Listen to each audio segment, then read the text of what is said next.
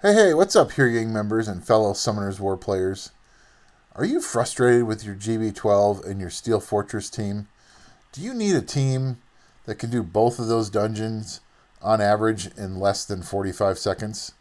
Then you've come to the right place.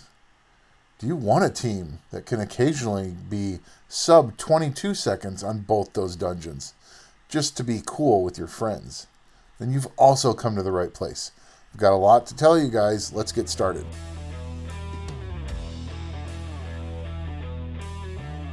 Okay, here we are back on the Chasing Speed account on the global server.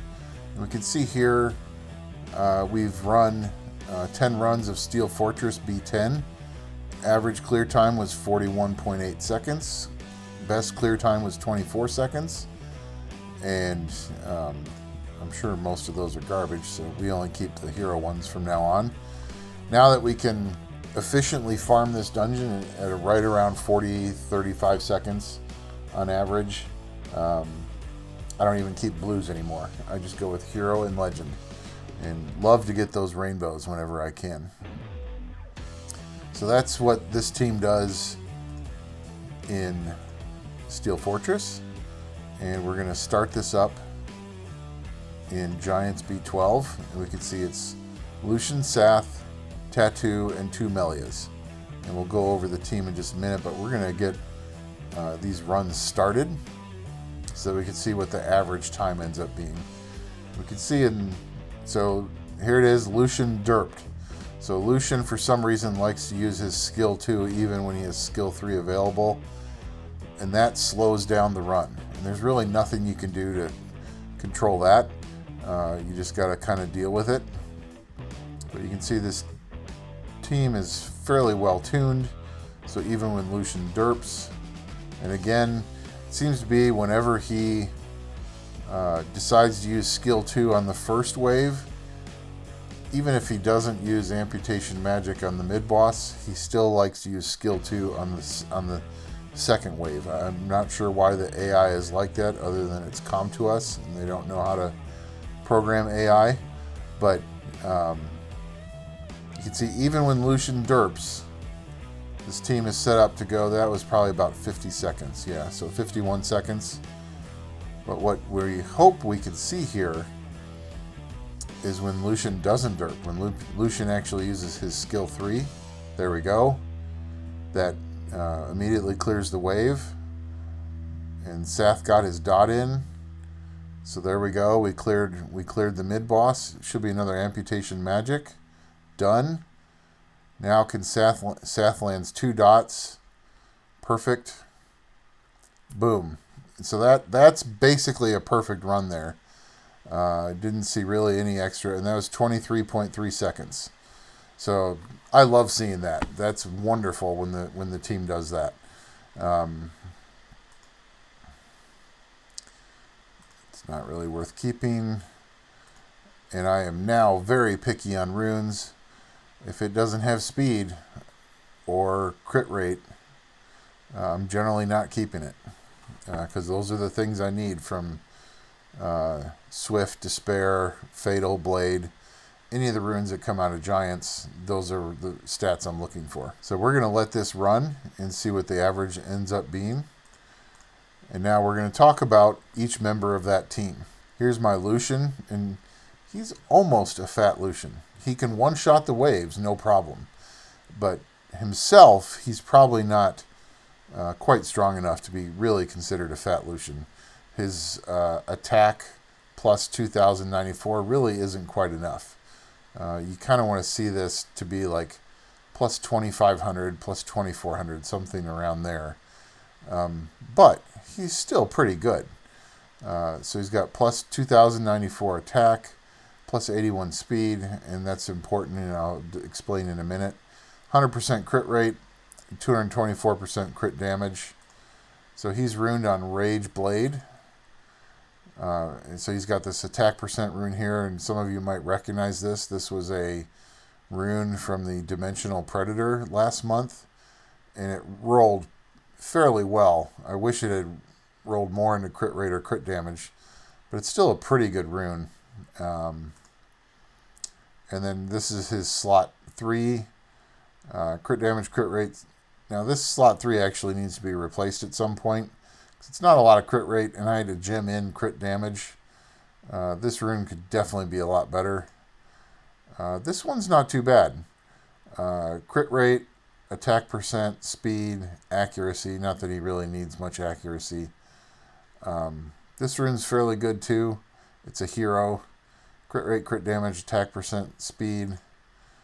Got a triple crit rate roll here on this one, although the rest of the stats are kind of garbage. I really wish this crit damage was down here and we could have got a roll into it. So this slot 6 rune will probably eventually be replaced.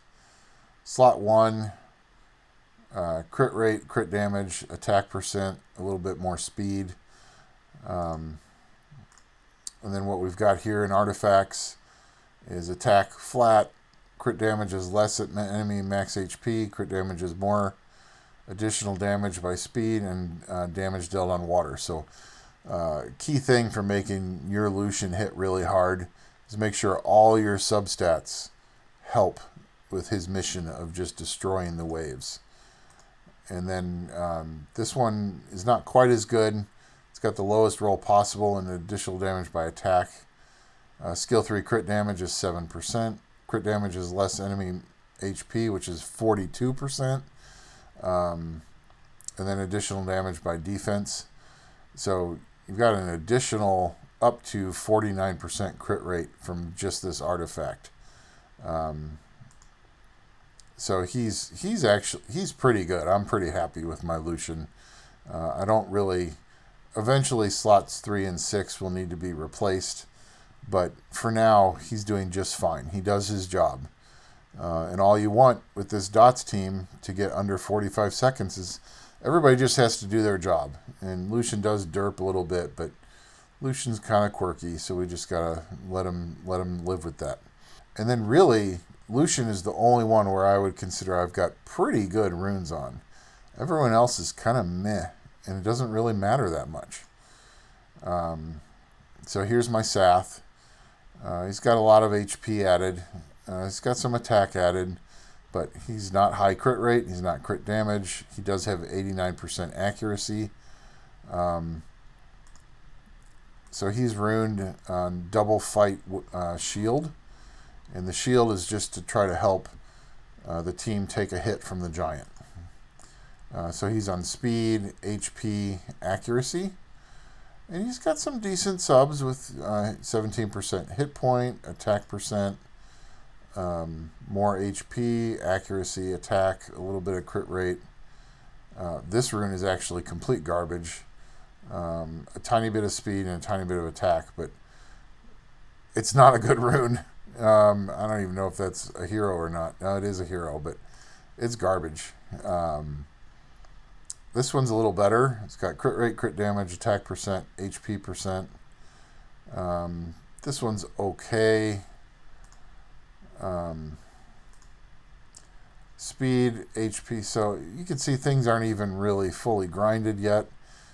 And he's got attack there and attack there. Some additional damage. So he actually hits decently hard. It has a little bit of crit damage taken to reduce the giant hits. But Sath's biggest problem is skill 3. So he has a 50% chance to disturb HP recovery and to inflict continuous damage. But it needs skill ups. So it's his passive. I've got one in there which helps. That brings it up to 60%. But getting that 15% more would be really helpful. Because one of the things so when you're building your DOTS team, you want to just watch the runs and see what they're doing. And my Sath misses his dots fairly often on his first hit. It's gotten better since I skilled him up a little bit, but I need another skill up into this before he'll be really effective. And that will actually, so when Sath misses his dot, then you only end up with 4 dots from the Melias in a perfect situation. Tattoo explodes those dots, and either the mid-boss or the giant gets down to around 20% HP. Then you have to go through another round of attacks by your team in order for the giant to die. And that just adds time onto the run. So Sath is key here. You need to get that skill 3 maxed out. And then I've got 1 Melia on Violent Shield. Again, that's just to help the team survive a giant hit, just in case Lushen derps and we're not eliminating the giant before he gets to move. So speed, HP, defense actually, and that was mostly for the speed, accuracy, and a little bit of HP. But you can see this Melee is not even well runed. I mean, she doesn't need crit rate, crit damage. This rune is basically here for the accuracy. It's not even plus 15. HP, accuracy, a tiny bit of speed. Speed is important. We'll talk about that in a minute. Now this is a pretty fat rune. So lots of HP, lots of defense, good amount of attack plus accuracy. So that's really good for her. But really, her runes are not great. And her artifacts aren't even maxed. So this team rarely fails. Maybe if I run giants all day on my phone while I'm going about my day, this team will fail maybe once every 2 or 3 days. And if I were to spend more time on maxing their artifacts and grinding these HP stats, it probably would basically never fail, or fail once every 6 or 7 days or something like that. But right now it's so consistent. I've got other things to work on. I'm putting my resources someplace else. This Melia is just fine. And then my second Melia is on triple fight, and she's on HP, flat HP, but has 22 speed. That's why I still have this rune. And then accuracy, and it's so that she's 98% accurate, and that she's the right speed for the team. And she does have a good, she's almost 33k, almost 32k HP. So she does her job just fine. Both Melias are fully skilled. Both of them have high accuracy, just to make sure that they land their dots and do it as often as possible. And so the skill ups help with harmful effect rates, and also just having skill 2 more available, so that you can land a lot of dots, and whenever Tattoo finally decides to blow up the dots, they're there. So those are the 2 Melias. Again, not runed well. They're runed decently, but they're certainly nowhere near good runes. And then the same with Tattoo. She's not, so she has to be double will. So just in case anyone gets to move, the golems won't freeze her. So double will prevent that from happening. So anytime Tattoo gets her turn and she's ready to blow up the dots, she's not frozen. So it speeds up your runs and makes the runs more safe. So she's just on garbage will runes that I had laying around.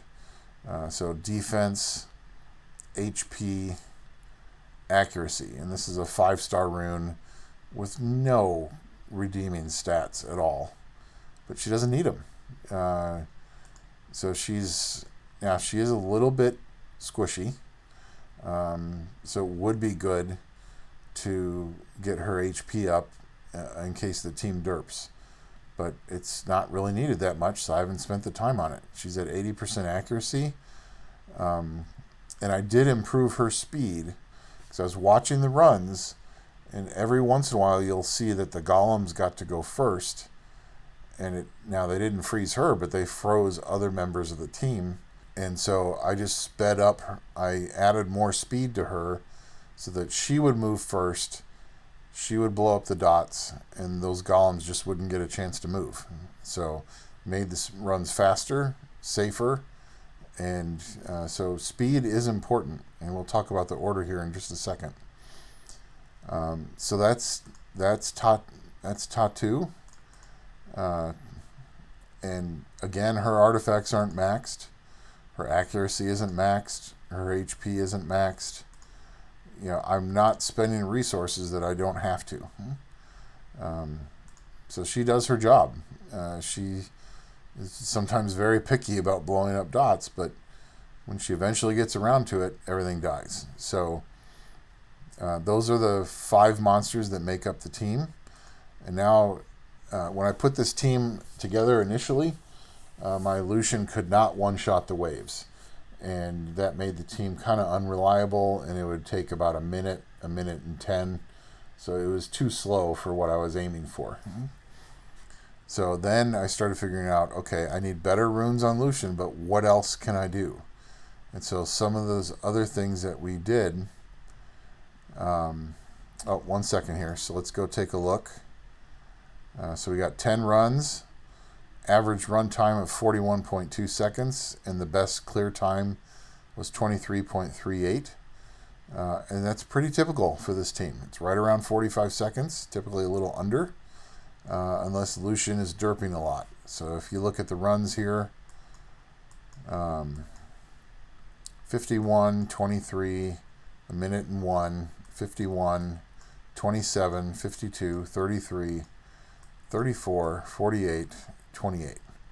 And that's, if you see anything over 30 seconds, it's typically because Lushen derped. He's like, I love my S2. I'm going to use that. And you're like, why, Lushen? But that's just what happens. There's nothing you can do to control that. And I'm assuming none of these runes are good, so we'll get rid of them. Typically make around 150,000 mana per 10 runs. And it's great. It's fast, you get a ton of mana, and you start getting a good rune here and then. Okay, so we were talking about what else did I do other than making Lushen have really good runes. So the first thing I've done is, this is my oldest account, and I've been slowly working on the arena towers. And so if we go look at the arena towers, my crit damage tower is maxed. Now, it wasn't maxed when this team became stable. It was at level 22. I'm sorry, not level 22. It's at 22% crit damage, so level 18. So you don't have to, and keep in mind, what you need to make Lushen one-shot the waves is going to vary based on what runes are on your Lushen, where your towers are at, how many fight rune sets you have, and the speed tuning of your team. So that's the only tower I have maxed. I'm now saving up for my level 19 speed tower. So it's currently at level 18 and has been the whole time I've been making this team. And speed is important. You need to make sure your whole team moves before any of the enemy team moves in each step getting towards the boss. So having a fast speed tower is good, and it will help you out in other parts of the game as well. My ancient sword is not very good. It's level 11. It's only 11%. I certainly would love to see that higher, and it will be after I finish my speed tower. Guard's defense is not really important. HP is helpful for survival, but I'm only at level 6. And then another tower that I did spend, when I first made this team, my Wind Sanctuary was maybe level, kind of similar to these other ones, like level 7, level 8. And once I got it up to level 14 is when my team finally became stable, because once this got to level 14 and my crit damage tower got to 22% crit damage, then Lushen consistently one-shotted the waves, and that's where this team just took off. So towers are real important, so make sure you're always doing your wings. I'm at 9 right now. I'm always trying to do my wings every chance I get, because I don't want my wings to be full and not using them. And so my Fat Lushen is also in my arena offense team. Of course, he derped there. But this team takes care of pretty much any anything that isn't super tanky. Sometimes I'll also just throw in one hit on this guy just to quickly get another, a few more glory points, and to give more time for regeneration. So Lushen runes, towers. Now let's look at their speed order. So you'll see that Lushen is the fastest at 184. He doesn't need to be 184. He just needs to be faster than the rest of the team and faster than the waves to make sure that he gets to move first. And that's right around 169 with a max speed tower. So he's too fast, but that's just the way my runes worked out. But that allows Sath to be faster. So he's the one that moves second, because you want his dot to land first so that the Melias land extra dots, which make the team more reliable. So Lushen goes first, then Sath, and then I don't really care about which Melia moves, just as long as both of them go before Tattoo. So one of them is on Violent, and essentially is on Violent in case she doesn't do her skill 2. Then she can Violent proc and go back into it and do skill 2.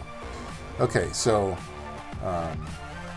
Lushen, Sath, the two Melias go, and then Tattoo goes last, and she blows up the dots, and you move on to the next wave.